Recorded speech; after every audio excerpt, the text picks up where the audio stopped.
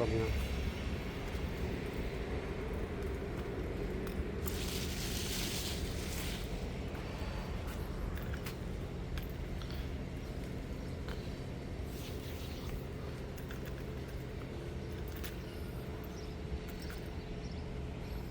ไม่นะความงาม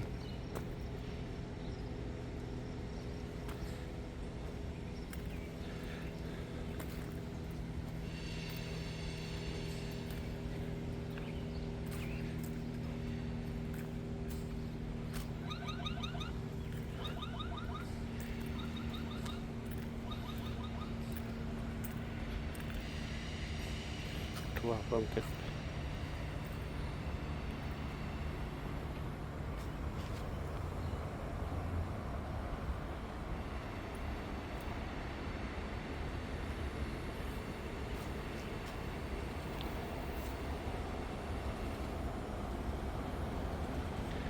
ใช่แล้วนี่ต้นเกาะ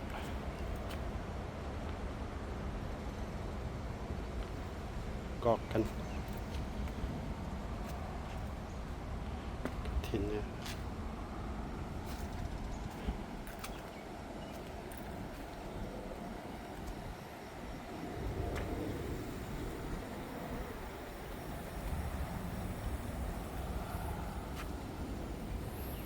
ต้นบวบ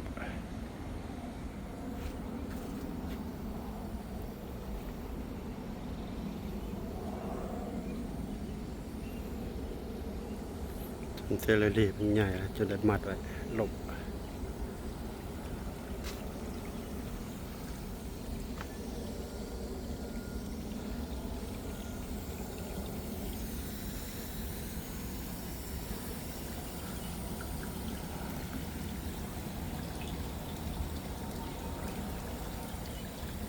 วักสลัดเคียงแสะ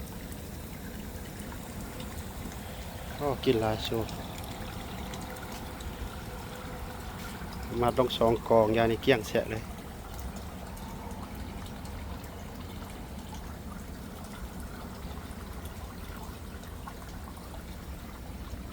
นอนนี่ไข่อังลางมีลูกว่าง่ายขนาดต้องไข่อังลาง